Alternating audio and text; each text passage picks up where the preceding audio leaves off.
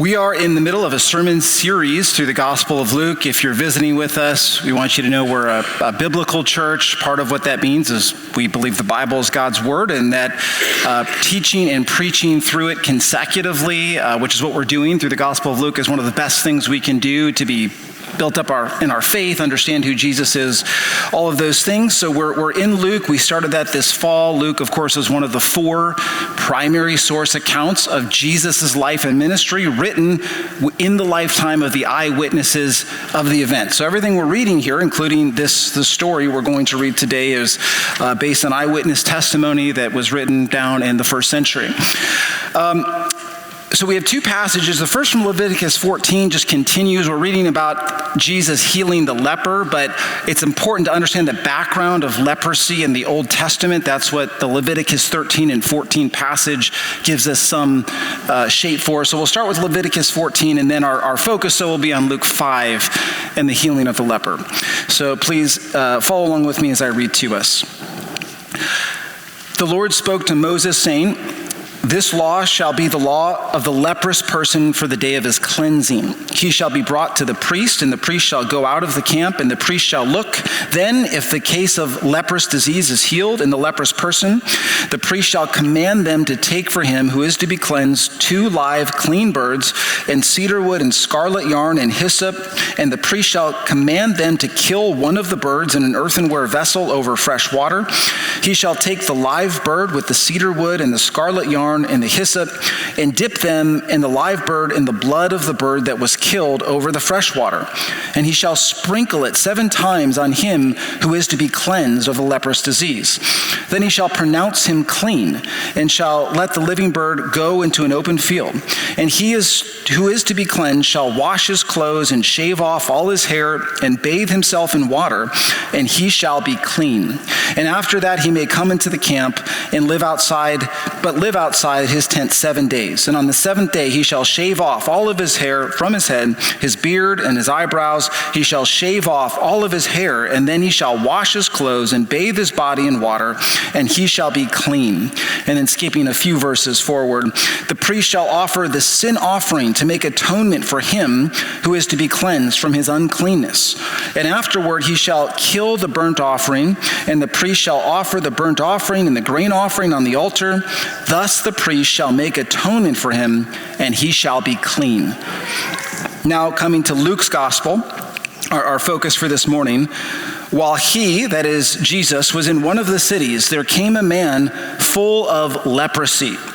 And when he saw Jesus, he fell on his face and begged him, "Lord, if you will, you can make me clean." And Jesus stretched out his hand and touched him, saying, "I will be clean." And immediately the leprosy left him. And he charged him to tell no one, but to go and show yourself to the priest and make an offering for your cleansing as Moses commanded, for a proof to them. But now even more the report about him went abroad, and great crowds gathered to hear him and to be healed of their infirmities. But he would withdraw to desolate places and pray. This is the word of the Lord. Thanks be to God.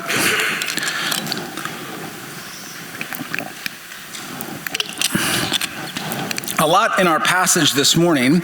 On the one hand, it really is a beautiful picture of the compassion and mercy of Jesus Christ to all people, and particularly people who were, we might say, on the margins of society, the untouchables, right? And you may know that one of the things that have caused Christians to stand out in the early centuries of Rome was the compassion and mercy of Christians in a way that just wasn't true of the society around them. One historian I read recently talks about in the ancient world, in 1st, 2nd, 3rd century Rome, the idea that all people have dignity, and this is a quote, the idea that dignity might be possessed by the stinking, toiling masses just wasn't present. But here the Christians come and they began showing dignity and showing compassion to all people, right? For the Christians, this is another quote: "There was no existence so wretched, none so despised or vulnerable that it did not bear witness to the image of God."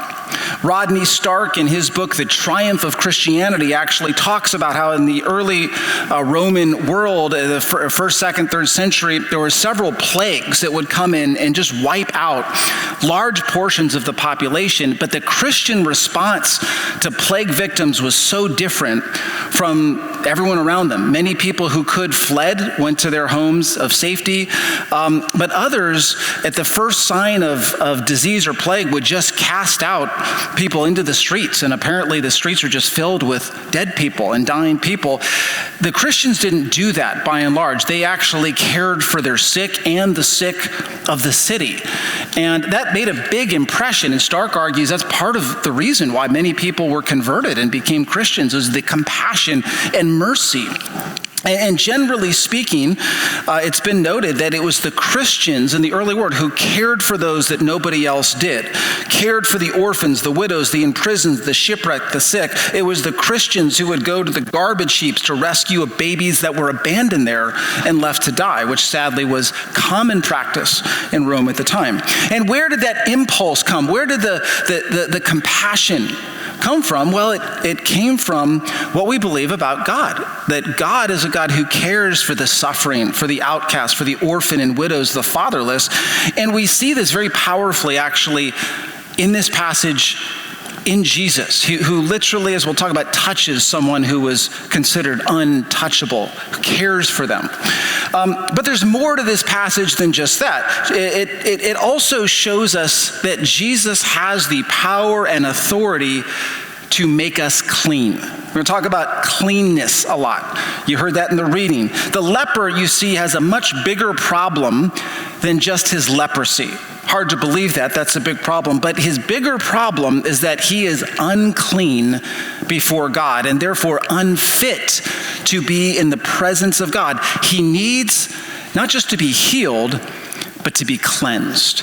And in that, this story really is about all of us. The leper is a picture of us all, of our condition, of our need for cleansing before God. And the good news is that just as Jesus is able to clean and is willing to clean the leper, he's able to do that in our life as well. So let's walk through this very short encounter. We'll first look at the desperation of the leper, then we'll see the faith of the leper, and then the cleansing of the leper. So the desperation of the leper. So in verse 12, it's very short, but there's a lot packed in here. We find a man who's desperate to see Jesus. He comes to Jesus, he falls on his face and starts begging him, right? These are signs of desperation. You fall down, you're begging. This man is desperate. And why? Well, Luke tells us why. Because he is full of leprosy.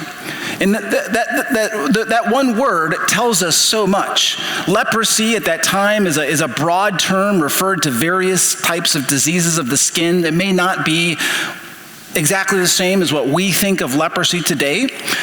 We don't know exactly what this meant, but we know the effects of it. Obviously, there are physical effects of this. Luke's comment that he was full of leprosy indicates that this disease was dominating him, right? Probably had, painful, splotches of skin all over his body. He probably looked at this man and saw someone who is disfigured. I'm sure it was very painful. Physical effects, but more devastating than the physical effects are what we know were the spiritual, social, we might say even emotional effects of being a leper. And that is, he was unclean. He was declared to be unclean and therefore excluded from normal life. We read from Leviticus 13 earlier. I'll remind you, the leprous person, according to Leviticus 13, has to wear torn clothes. He has to let his hair of his head hang loose, and he has to cry out, "Unclean, unclean," and he shall live alone outside of the camp. Now, when the Bible talks about unclean here, it's important we understand it's not a reference to personal hygiene, as if he just needs to take a bath or something. It's not about dirt on the body. Clean and unclean in the law is a reference to, we might say, a religious state before God. In the book of Leviticus, you can be holy, you can be clean, and you can be unclean. These are all religious states that people were in. And there are many reasons why someone might be considered unclean according to the law. Lots of things in Leviticus you can read through. If you give birth to a child, you are unclean for a period of time. If you touch a dead body, you're unclean. If there are various other things. Normally there's a specified time for you to be in that state, and there was a way for you to become clean again, usually through sacrifice, usually through seeing the priest. And of course, that's true for the leper too. We read that. The important thing to understand about the leper, though, is he was in a perpetual state of being unclean until his leprosy goes away. And so it's a permanent condition unless he's actually healed. So permanently, he is excluded. If you're unclean, you're outside the camp. You're excluded from fellowship with God and his people. And so no wonder this man is desperate to see Jesus. I mean, can you imagine just for a minute the social devastation of being a leper? I mean, it's still true even today. You think of leper colonies, you really are forced to live alone or with other lepers, and that's it. The leper in Israel was removed from their family, removed from their friends, and live alone. We all know what a problem loneliness is. It's a huge problem in our society today. But at least if you're lonely, if you and I are lonely, we have opportunities to fix it. We can try to meet people. We can come to church. We can try to find community. The leper really can't do that. He's not allowed to. Right? He has to, if you think back to early COVID years and social distancing, the leper has permanent social distancing in place. Nobody can come near him. He has to cry out before he gets close to anyone, unclean, so that they know they need to clear out because they don't want to become unclean themselves. I mean, it's a horrible thing. There's also, imagine the emotional toil that would take just to be kind of outcast among your own people, to be considered literally an untouchable. No one would touch him. And of course, the religious devastation. You might think at least maybe if he can't do that, he'd at least go worship God and find solace there. But he was cut off from the tabernacle, from the normal worship, no access to God. And so as some people have noted, I like this, the leper was like a dead man walking. So he's alive, but he's not really living. Everything that God created us to enjoy in life, fellowship with God, fellowship with others, family, friends, social, he has none of that. It's all been taken away. He's living alone. This is why he has to, notice the description of the leper is letting his hair of his head hang loose and tear his clothes. That's a sign of mourning. He's in a perpetual state of mourning. He's not living the life he was created to live. He's a dead man walking. Now we might ask, why did God treat lepers this way? I mean, this is part of the law that they had to be separated. Why this category of clean and unclean? And a lot we could say there, but the basic idea is in these categories, God is teaching us about his holiness and our need, right? But by having these different ritual states of clean, unclean, and needing to be clean to come into his presence, God was teaching his people throughout Israel that to be in the presence of God requires us to be clean. I mean, this is what we read from Numbers 5, when God says, put everyone who's unclean out of the camp, that they might not defile the camp in which I dwell. I mean, that's one of the clearest things the Old Testament teaches about God. You can't just enter his presence unless you're prepared, unless you've been set apart to do it, unless you're clean. God is holy. His ultimate purity, you can't just barge into his presence unless you have been set apart and made acceptable. I mean, this is so important. It's true in the New Testament. Even the last book of the Bible, Revelation, talks about the new heavens and new earth, the life everlasting heaven. It says in Revelation 21 or 22, nothing unclean will be there. It's the same idea from the Old Testament. You have to be made clean to be in God's presence. Nothing unclean. You have to be consecrated. You have to be set apart. And that's not something we can do ourselves. That's why they had to go through a priest and sacrifice. And so as Israelites lived their normal life, and they would have become unclean often through various things, and that would have been teaching them, I need to be clean. I need a priest. I need sacrifice to be in God's presence. So all that to say, the leper is desperate. He's desperate not just to be healed, but to be made clean, to be made whole. Now, what does that have to do with us? We might ask, and here's probably the most challenging part of this message. The leper is a picture of all of us and of the need that we all have. I mean, who are we in this story? Yeah, sometimes when you're reading stories of the Gospels, it's good to ask, where am I? Well, there's only two characters here, if you notice. There's Jesus and the leper. I don't want to offend you, but you're not Jesus. I'm not Jesus. There's only one other option, right? This is easy. We are actually the leper. I know that's hard to handle. The leper's desperate condition, right? Being cut off from God and the fullness of life is a picture of what sin has done to us all. Right, the leper's outward, condition, his outward uncleanness is a picture of the inner uncleanness that is in all of our lives because of sin that we've personally done and just sin in the world. We're cut off, we're unfit for God's presence, and we don't enjoy the fullness of life. That's what sin does to us. It robs us from the joy of life that God has created us to have. We all know this. And I realize this is challenging. Most of us don't think of ourselves. We don't see ourselves like this. One of the advantages of the leper is that he's under no illusion that he's not unclean, that he doesn't need help. He doesn't need cleansing. For most of us, most Americans anyway, we do have that illusion. We don't think we need cleansing.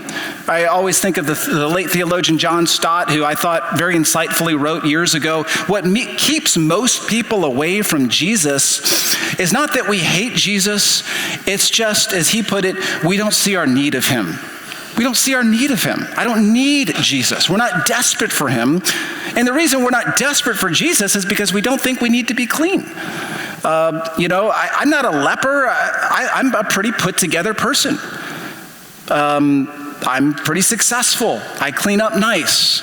I have a basic morality to my life. I'm not unclean, right? That's what most of us think. And if that's where you're at this morning, and if everything in your life is working perfectly well, there's probably nothing I'm going to say today that will convince you otherwise. But one of the things I've learned about myself, and as I've gotten older, is for most of us, everything is not working well in our life. Underneath our put-togetherness, we live in Scottsdale, North Phoenix, and everyone is put together. But underneath the put-togetherness, there is so much brokenness and guilt and shame, loneliness, anxiety, depression, or just a general emptiness. Yeah, I have everything I thought I needed to be happy, and I'm still empty inside. What is life about? There's no meaning or purpose. A lot of that is right under the surface, right under the Instagram accounts. And even if you were willing to go there, what's underneath that, what's fueling that, if you really get down to it, there is this sense, this knowledge, I am unclean. I am unclean. There's something not whole about me. There's something wrong with me, and I can't fix it. In fact, every time I try to fix it, it just makes it worse. And it's when we begin to realize that we start getting desperate. We start getting desperate. We start looking for help. And as you've heard me say over the years, I think one of the signs that God is calling you, that the Spirit is at work in your life, is you begin to realize this about yourself. You begin to realize our desperate condition. You begin to realize I'm a lot more like this leper than I thought. I need whole. There's something missing. There's something wrong with me. And maybe Jesus has what I need. So the desperation of the leper, and that leads to the second point we want to consider, is the faith of the leper. So the leper comes to Jesus. He sees Jesus. He boldly moves towards him, violating many social norms in the process. Again, he was supposed to keep his distance. Nobody wants to be around a leper. That's, obviously still true today. But he goes up to Jesus. It's unclear quite how close he gets to him. It has to be pretty close. And what would make him so bold? Well, he believes that Jesus has the power to cleanse him. He believes this. Lord, if you're willing, you can make me clean. It's really remarkable for him to say that. I mean, we don't know what he knew exactly about Jesus. He couldn't have known that much, though. Compared to most of us, he probably had a very basic knowledge of Jesus. He had a very limited exposure. Maybe he probably heard a report that this Jesus is a miracle worker healing people. Maybe he heard a snippet or two of teaching something Jesus said, but that had to be about it. Kids, most of you who are growing up in the church and learning about Jesus probably know more about Jesus now than this leper did.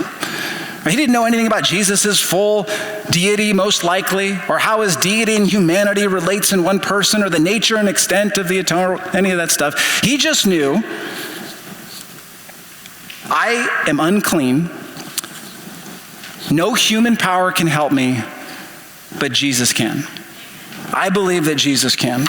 And again, isn't this how God works in our life? I find that often when Jesus is first drawing us, we don't know. We haven't read lots of deep theology books. We can't wax eloquent about some of the things that are important and we'll learn later. We've never read the Nicene Creed, which we'll recite later. We just know Jesus can help me.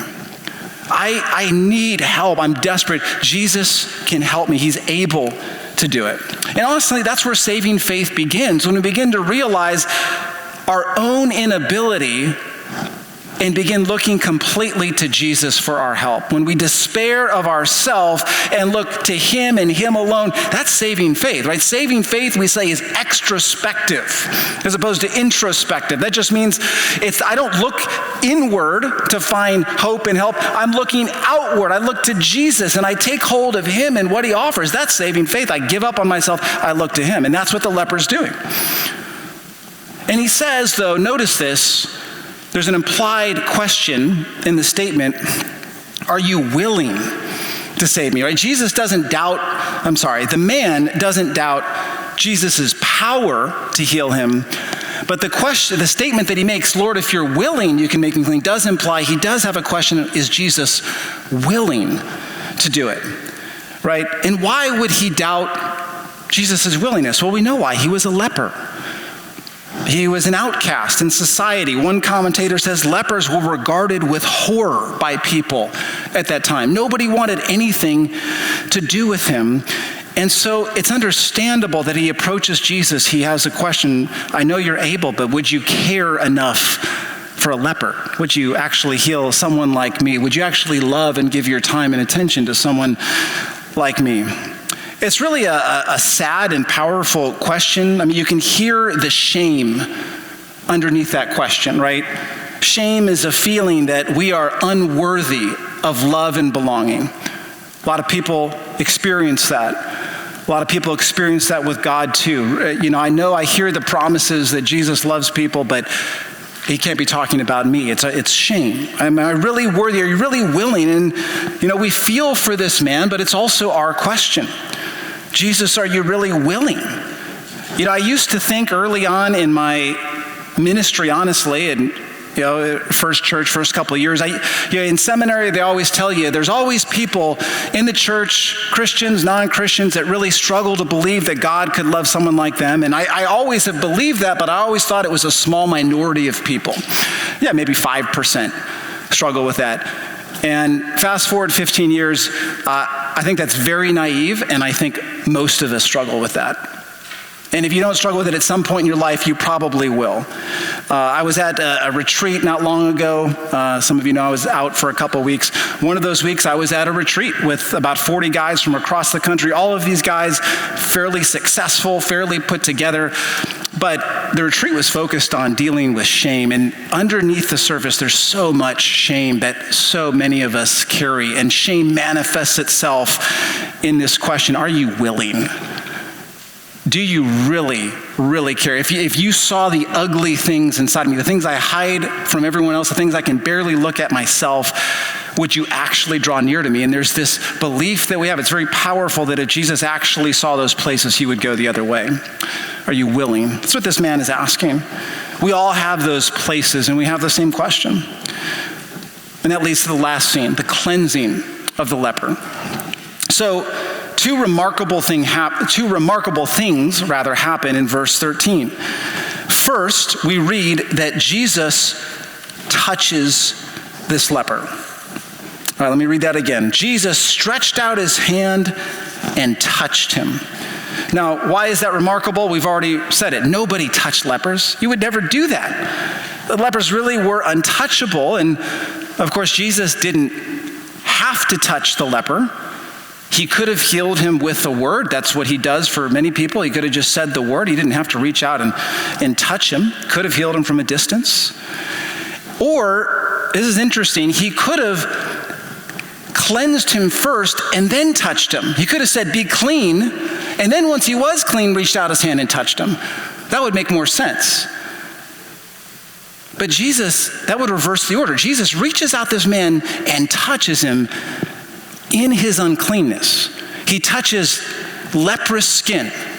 He touches this man like right in his shame, right in the places where he doubts God could love him. With all of his filth, all of his sores, Jesus reaches and touches him there. And why? Well, because he is full of compassion and love for this man. It's such a picture of the gospel, right? Jesus comes to us in our place of shame and brokenness and meets us there. It's not we clean ourselves up and then he can touch us. Jesus is willing to touch us even there. And we see his heart in this, not just for the leper, but for all of us.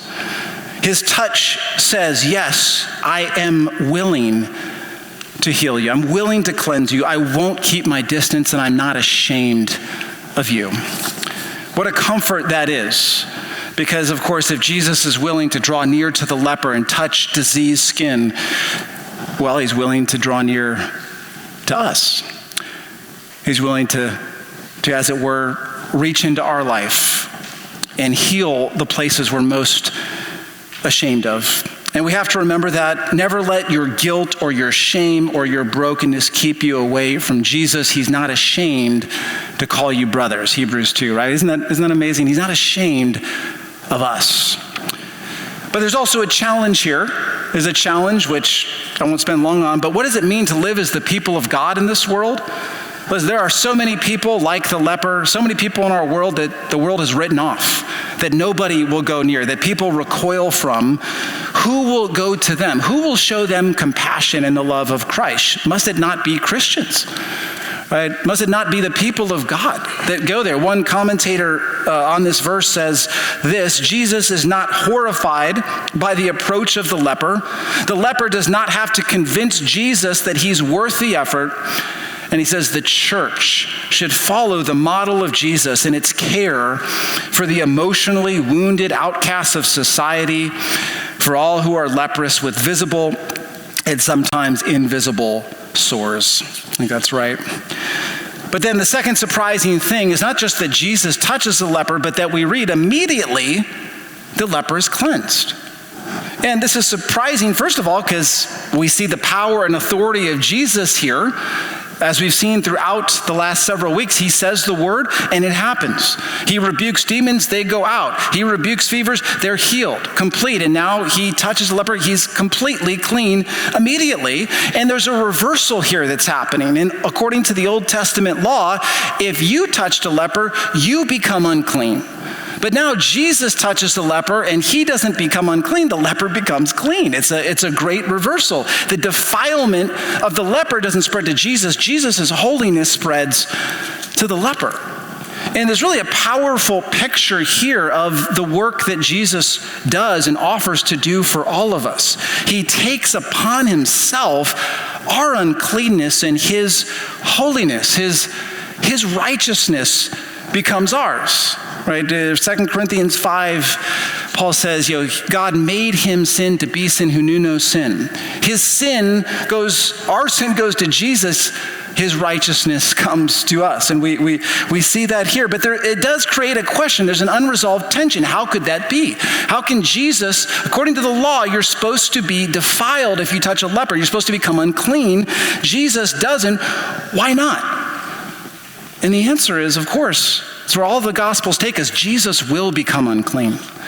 He will be treated as one who is outside the camp.